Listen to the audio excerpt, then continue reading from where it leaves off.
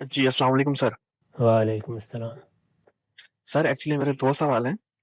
ایک سوال یہ ہے کہ اللہ تعالیٰ کا ہماری زندگیوں میں کتنا انٹرفیئر ہے، اور دوسرا یہ کہ میں نے آپ کی ایک ویڈیو دیکھی تھی، آپ نے کہا تھا کہ موت کا دن مقرر نہیں ہے.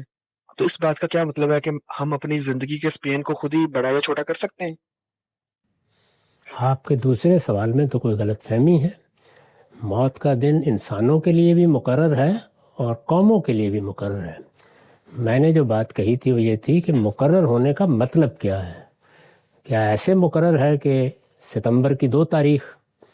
یہ بھی ہو سکتا ہے، لیکن میرا رجحان یہ ہے کہ یہ احوال کے لحاظ سے مقرر ہے، یعنی یہ واقعات ہوں گے، یہ معاملات ہوں گے، یہ حوادث ہوں گے، یہ ذمہ داریاں پوری کی جائیں گی، پھر موت آ جائے گی۔ تو یہ مقرر ہونے کی 2 صورتیں ہیں، ایونٹس کے لحاظ سے مقرر کرنا اور تاریخ کے لحاظ سے مقرر کرنا۔ تو مقرر تو ہے، اس میں کوئی شبہ نہیں ہے۔ قرآن مجید نے جگہ جگہ اس کی صراحت کی ہے۔ فرد کے لیے بھی اجل ہے، قوموں کے لیے بھی اجل ہے۔ اجل کا مطلب یہ ہوتا ہے کہ ایک وقت مقرر کر دیا گیا ہے۔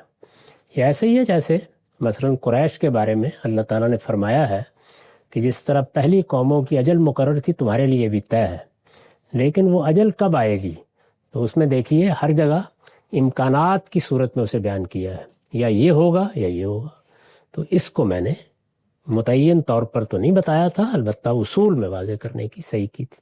ان کا پہلا سوال کیا تھا؟ ذہن سے نکل کے، لیکن اچھا اللہ تعالیٰ کی انٹرفیرنس کی کیا روز کرتے؟ جی اصول میں ہمیں یہ معلوم ہے کہ اللہ تعالیٰ ہمارے تمام معاملات کی نگرانی کر رہے ہیں اور وہ مداخلت بھی کرتے ہیں، لیکن یہ اگر متعین ہو جائے تو پھر تو ابتلا ختم ہو جائے گی۔ تو وہ اپنی حکمت کے مطابق جب چاہتے ہیں جس سے نظام میں کوئی خرابی پیدا نہ ہو، ابتلا کی اسکیم میں کوئی گڑبڑ نہ پیدا ہو جائے، وہ اپنی حکمت کے مطابق کرتے ہیں۔ اس کو انہوں نے بیان کر دیا ہے۔ وہ واقعہ جو قرآن میں بیان ہوا ہے جس میں سیدنا موسیٰ کو اس دنیا کا حجاب اٹھا کر یہ دکھایا گیا کہ پیچھے کیا ہو رہا ہے، تو وہ مداخلت ہی کی تینوں مثالیں ہیں۔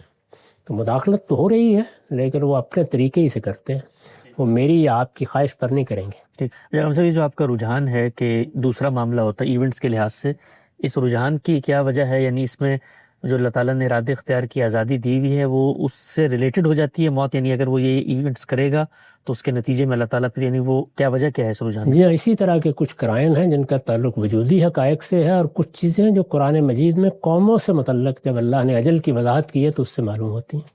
واضح ہو گیا۔